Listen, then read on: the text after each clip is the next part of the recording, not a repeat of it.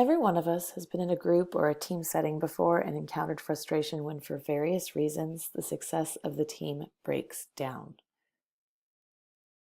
Different groups and different tasks require different organizational structures. So today we're going to look at one structure which provides many groups with success, innovation, and a competitive edge in the fields that they are engaged in. And that is systems of organization and diversity within a team setting. Let's go ahead and take a minute to look at an overview of how proper team cultivation is beneficial to group dynamics before we dive into what exactly systems organization and diversity are. So, when you are fostering and developing a successful team, a myriad of components come into play. There is no one-size-fits-all approach that will allow all teams to excel. So understanding this concept and having an understanding of the different organizational structures that are available to you as a team will help developers and members of that team create an environment that's optimal to the success of the team.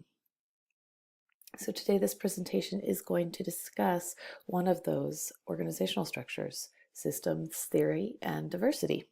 Let's go ahead and start off with a brief look at what systems organization is.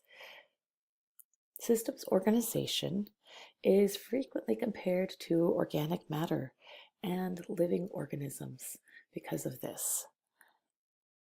And they act a lot alike.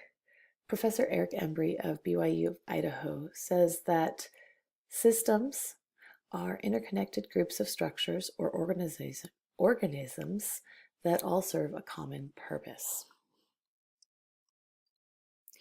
When we look at the idea, and this idea in the context of group dynamics, we can think about it as a group of people or individuals who are all interconnected with each other or other groups. And each one is performing a unique task or an individual job, but they're all connected. All these tasks feed into a shared and common overall goal. And we'll look at this idea a little bit more in depth in a few minutes, but I want to go on to what diversity in this context means. Diversity is a word that many people are familiar with and have at least a vague understanding of, but diversity in team settings is slightly different. Diversity in a team setting, when properly utilized, ultimately creates better results for the team. Diversity comprises more than just what we commonly think of, such as racial, ethnic, or gender dynamics. As I said, it takes on a slightly different meaning when it deals about group dynamics. Diversity brings together a wide array of different skills, perspectives, outlooks to enhance an overall team outcome. And we're going to talk about this more in depth as well. So let's actually look at more in depth systems theory as we explore what that means when it comes to forming an organization that's going to work for a group. We already talked about what the basic understanding of systems theory was, so let's take a bit more of an in-depth look at what exactly it does to help organizations. As we said, systems theory is the idea that each team has a complex or diverse set of parts that all work together to create a better outcome. There are two distinct types of systems that we normally talk about with systems theory. The first one is an open system, and the second is a closed system. And we will look at each of these in greater detail as we explore this concept. So just as we talked about how there is a system and it has individual people or players that all feed into an overall goal, there can be layers in that. So there's a system, but it can have a set of subsystems. Let's think of it in the context of something like cartoon animation and a team of animators. These animators are all a system. They are all animators working together to animate this overall production of the movie. But even within that small system of animators, there can be more specialized roles, like someone who does the background animation, someone who does the character animation, etc. And so these little systems are subsystems within that overall goal of the animation system. And this is actually an example of our first of the two distinct systems that we're going to talk about, called open systems. there's really no one person or group that works in a complete vacuum, and the success of one group or another all kind of feed into that overall goal of how well the system is going to produce. So as we look at open systems, we can see that an open system is either a system or a subsystem that interacts with one another or interacts within their outside environment. And one of the best examples of that idea is the human body. So as we look at the human body, what are some examples of an open system we can think of? The first one we see there along the lines is the circulatory system. There's the nervous system, respiratory, digestive. We all kind of are familiar with the systems of the body. Now, if we look at the nervous system, what it does is it provides information to all the other systems of the body. It tells it what to do. Then there's the respiratory system, and that provides all the other systems with the nutrients, the air, the oxygen, the blood that it needs to stay alive.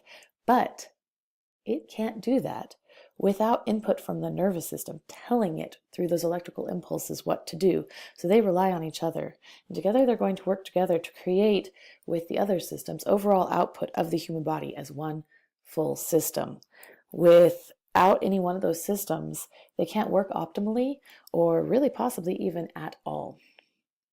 So even though each of those systems has a limit, because they work together, they are overall more flexible and as a result are stronger and have a higher rate of resilience against system failures. Now, as we look at the other one, closed systems, it's a little different approach. Closed systems are systems that have little to no interaction within other systems or external input from the outside environment. These systems are completely shut off. Crystal Vault uses the factory line as a strong example of a closed system. So let's actually take a look at a factory line and see some examples of how those elements play. This is the Tillamook Cheese Factory in in Tillamook, Oregon. It is the best cheese in the world. I am a little partial being from Oregon, but it really is a great example. When we look at it, we can see that the production room is making cheddar cheese in this picture. That's all it's making. Those workers stand there and repeat the same processes day after day. There's no need to interact with HR or the CEO to carry out the production of their cheddar. They do not need to worry about people in another factory making Swiss cheese to be able to make their cheddar, and that cheese is not going through the whole factory traveling into the marketing department to be discussed before it's finished being made. What they do with this cheese is carried out in that specific production lab, day in, day out, start to finish, largely without ever having to interact with different departments or different people on the production floors or beyond the production floors.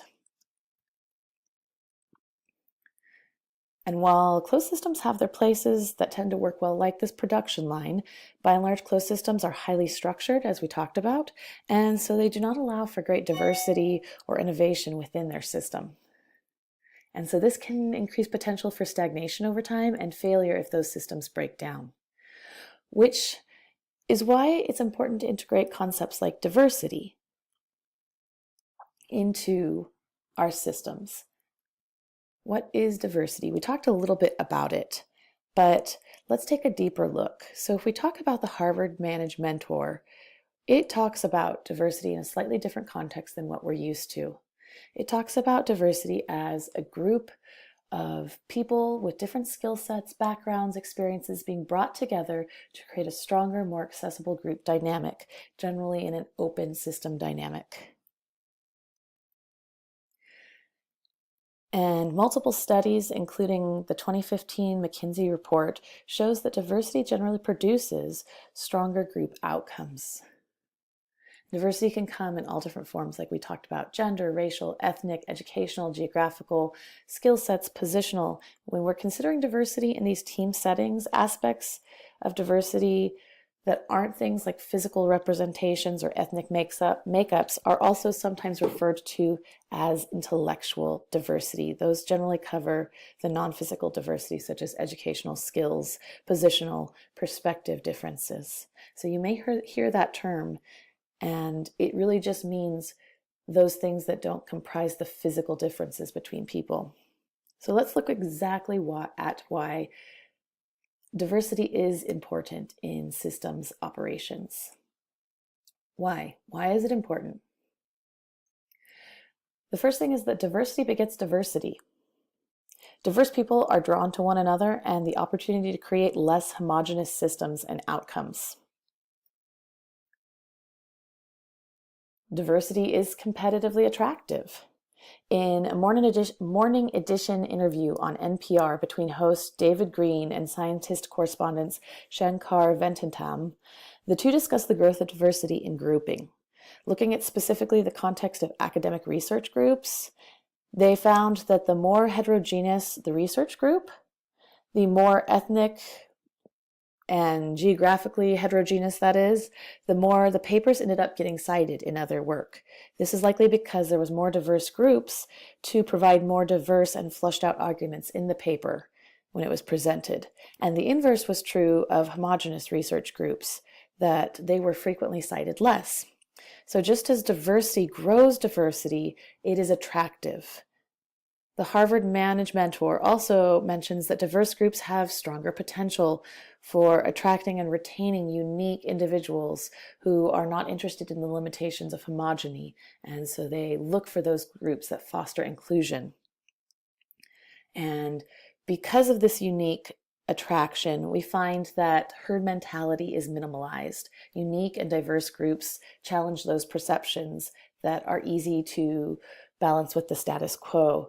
In 2011, Tamara Avant, who's the psychological program director at Southern University in Savannah, stated in a discussion on mob and herd mentality that when people are part of a group, they often experience de-individualization or the loss of self-awareness. And the greater individuals feel like they can identify with the group, the greater the pressure for them to conform and de-individualize becomes. So they lose their ability and their drive to be heterogeneous the longer they are in groups with like-minded people. So when we have that diversity of perspective, we can rock against the status quo and create larger arenas for innovation and increased diverse perspective. So if we understand why we have it, how do we get it? How do we foster it?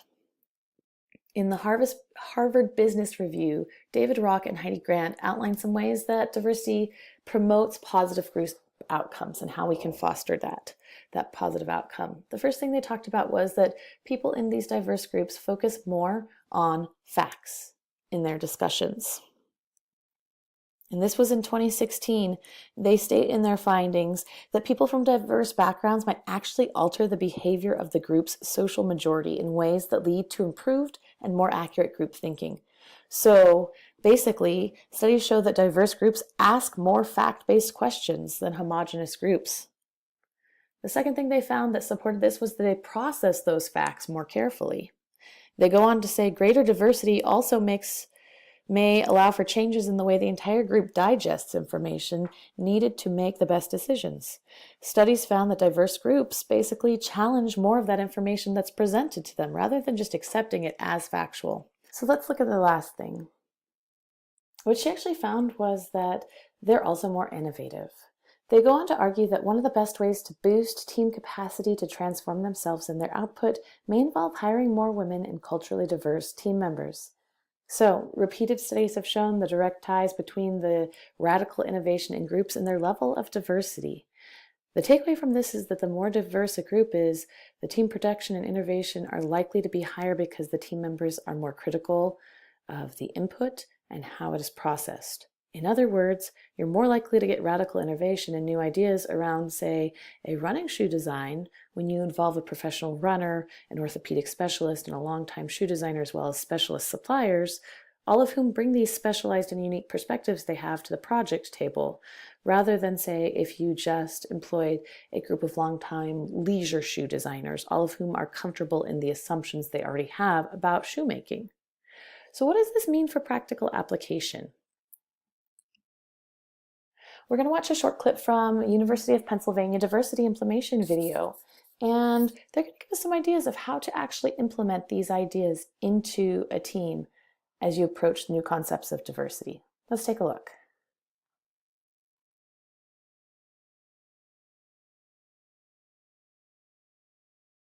Do you have an example of a company that you worked with in the US or abroad, or that you know about, that's doing an especially good job with enhancing diversity and inclusion on teams? I would say two. One is a for-profit organization, and one is a nonprofit organization. There's a company here in the United States called Barry Waymiller, and they're based out of St. Louis. And the CEO and the chairman of the company has a book called Everybody Matters. And this book talks about how the people are at the core of any organization, particularly in business. And it really goes through the revelation of how he came to recognize this, coming as a CPA, working his way up through the organization, and how at the very core, all of the things that we talked about as far as cultural integration, understanding what's important, family, bringing that to the center of the company, then over time, the profits and the performance, all of those things come out. So I've spent a lot of time not only reading the book, but actually in St. Louis with the author, and it's practiced throughout the organization. So you can see that throughout the organization and online. And then there's an organization that I'm actually working with now called Global Minded. And Global Minded is actually a nonprofit organization that's a conference that brings together all of the stakeholders in education and has a direct intention about diversity and inclusion and access for students. So we bring together students, faculty, we bring together business leaders, bankers, politicians to all talk about the fundamental issues that are affecting diversity and inclusion, and then how we can start to build local teams to actually implement some of the challenges that we are talking about at the conference. Mm-hmm. One of the things is we bring all the stakeholders together, but from the first conference, the first thing that came out was, well, so what do we do with this conversation?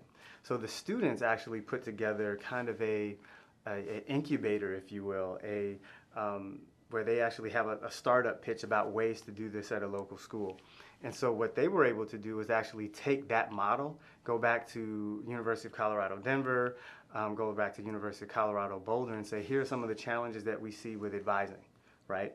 Our advisors may not necessarily look or come from the same place or have the same cultural context as we do, but that's not the most important part, is that the questions are not being asked. So coming up with a list of questions that can be universal to ask about particular interests of students, why you're here, and what you may want to do after you graduate. Mm-hmm. That's just one example, a simple example, but worked and scalable, right? And everybody was a part of being integrated in that, so everyone had a vested interest.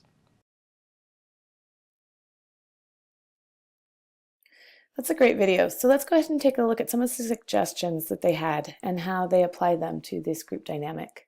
So have intellectual curiosity. Obviously come into the group wanting to bring the things that you have to the table and explore new ways to use them.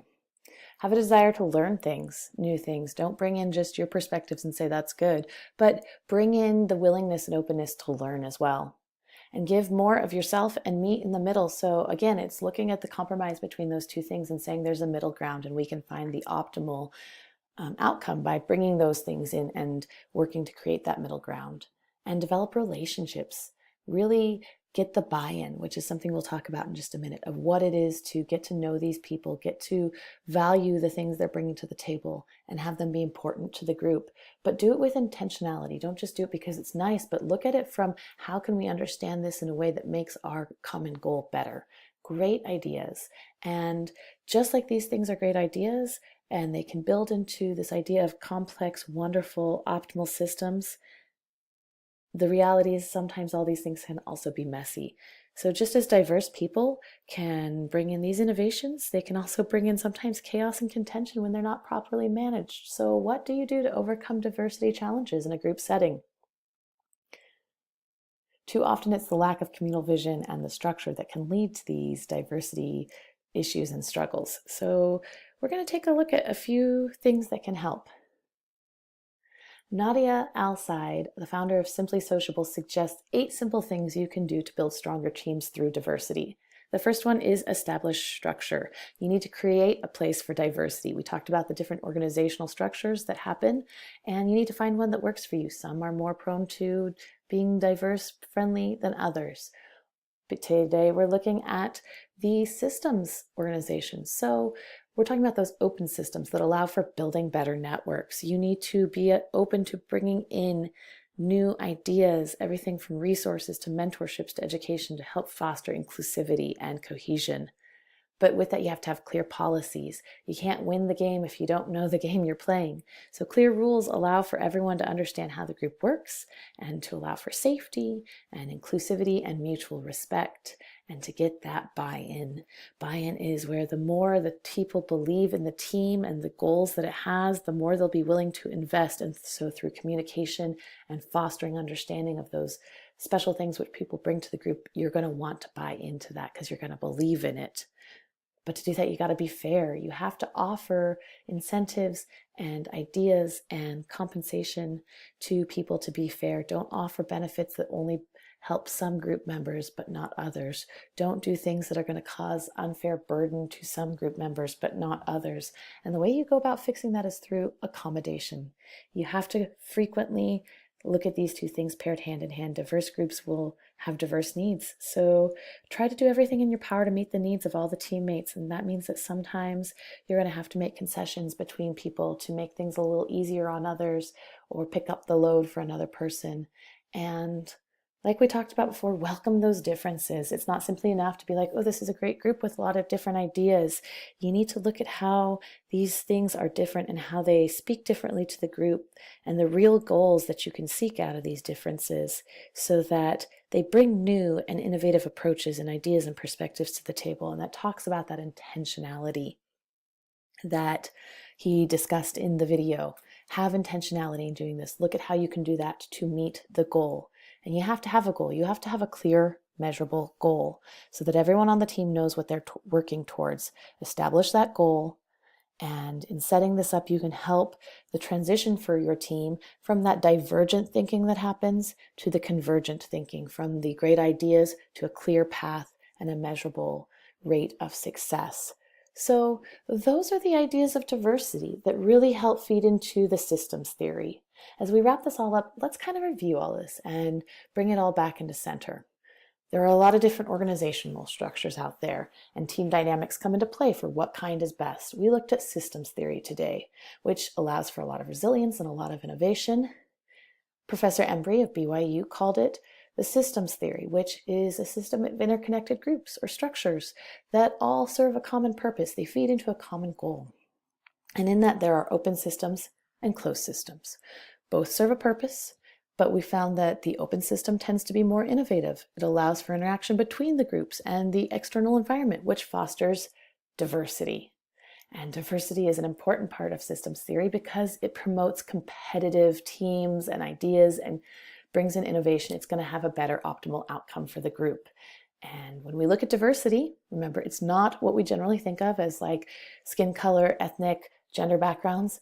It's that idea of intellectual diversity as well. Knowledge, skills, experience, positional backgrounds that all bring unique perspectives to the table. And as beneficial as that can all be, it can be fraught with complexities and contention without a lack of common purpose and common goals. So you really have to look at how you're bringing all those diverse pieces together towards a clear goal with those measurable goals and the clear expectations. And when they're properly fostered and cultivated, those groups can flourish in their diversity and bring incredible innovation to the table.